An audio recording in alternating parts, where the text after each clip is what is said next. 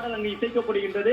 நூற்றுக்கணக்கான தொண்டர்கள் விஜயனுடைய வருகையை எதிர்பார்த்து வெளியில் காத்திருக்கின்றார்கள். ஆயிரக்கணக்கான நிர்வாகிகள் உள்ளே அனுமதிக்கப்பட்டிருக்கின்றார்கள்.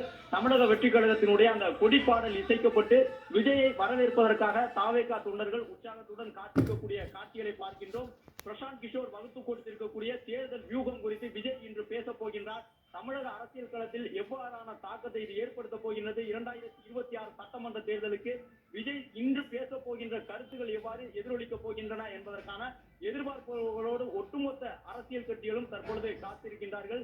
விஜய் பேசக்கூடிய அந்த முக்கியமான காணொலிகள் வழங்கப்படும் என்று தாவேகா நிர்வாகிகள் தரப்பில் தெரிவித்திருக்கின்றார்கள். என்றாலும் நிர்வாகிகளிடையே விஜய் இன்று பேசப் போவது மிக முக்கியமான கருத்துக்களாக இருக்கும். ஏற்கனவே ஆட்சி அதிகாரத்தில் கூட்டணி கட்சிகளுக்கு பங்கு கொடுப்போம் என்று தாவேகா தலைவர் விஜய் கடந்த ஆண்டு மாநாட்டிலே பேசியதை தொடர்ந்து முக்கியமான அரசியல் கட்சிகளுடைய கூட்டணியில் ஏற்பட்ட ஒரு மிகப்பெரிய சலசலப்பை பார்க்க முடிந்தது. பல கட்சிகள் நேரடியாக தமிழக வெற்றி கழகத்தை ஆதரிக்கக்கூடிய மனநிலைக்கு வந்தார்கள். அதன் பிறகு அதிமுக திமுகவும் தங்களுடைய நிலைப்பாடு தொடர்பாக விளக்கம் அளிக்க வேண்டிய நிர்பந்தத்திற்கு ஆளாக்கப்பட்டார்கள். எனவே இன்று நடைபெறப் போகின்ற இந்த நிகழ்வில் 2ஆம் ஆண்டு தொடக்க விழாவிலே தமிழக வெற்றி கழக தலைவர் விஜய் சொல்ல போகின்ற கருத்துக்களை எதிர்பார்த்து பலரும் காத்திருக்கின்றார்கள். எந்த மாதிரியான வியூகத்தோடு தேர்தல் களத்தை எதிர்கொள்ளப் போகின்றார்கள் என்பது இன்று தெரிய வரும். ஏனென்றால் அதிமுக திமுகவை போன்று விஜயும் கிட்டத்தட்ட 120 மாவட்டங்களை உருவாக்கி இருக்கின்றார். திமுக அதிமுகவை காட்டிலும் கூடுதலாக தமிழகத்திலே 120 மாவட்டங்களை உருவாக்கி இருக்கின்றார். 120 மாவட்ட செயலாளர்களில் 90க்கும் மேற்பட்டவர்கள் நியமிக்கப்பட்டு விட்டார்கள்.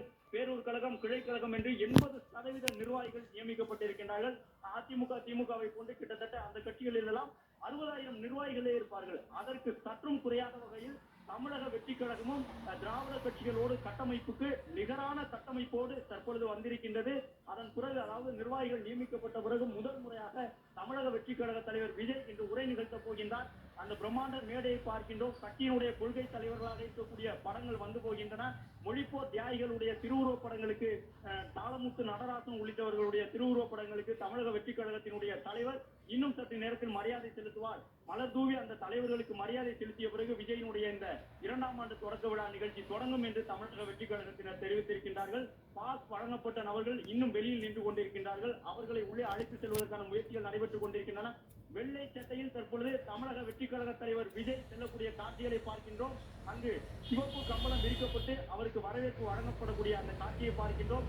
தொண்டர்கள் நிர்வாகிகள் அரங்கத்திற்கு உள்ளாக தமிழக வெற்றி கழகத்தினுடைய அந்த கொடிப்பாடலை இசைத்து உற்சாக மிகுதியோடு நடனமாடக்கூடிய அந்த காட்சிகளை பார்க்க முடிகின்றது. தங்களுடைய தோளில் அணிந்து வந்திருந்த அந்த தமிழக வெற்றி கழகத்தினுடைய நிறம் பொறித்த துண்டை தலைக்கு மேல் அவர்கள் உயர்த்தி உற்சாகத்தோடு விஜயை வரவேற்பதற்காக தமிழக வெற்றி கழகத்தின் தொண்டர்கள் அரங்கிற்குள் காத்திருக்கின்றார்கள். தமிழக வெற்றி கழகம் ஆட்சி அமைக்கும் என்று சொல்லும் விதமாக இருக்கக்கூடிய அந்த கொடிப்பாடலை இசைக்க வைத்து அவர்கள் தொடர்ந்து உற்சாகத்தோடு அங்கு காணப்படுகின்றார்கள்.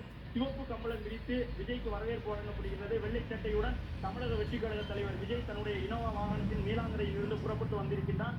ஒரே உற்சாக மிகுதியோடு அங்கிருக்கக்கூடிய தொண்டர்கள் காணப்படுகின்றார்கள்.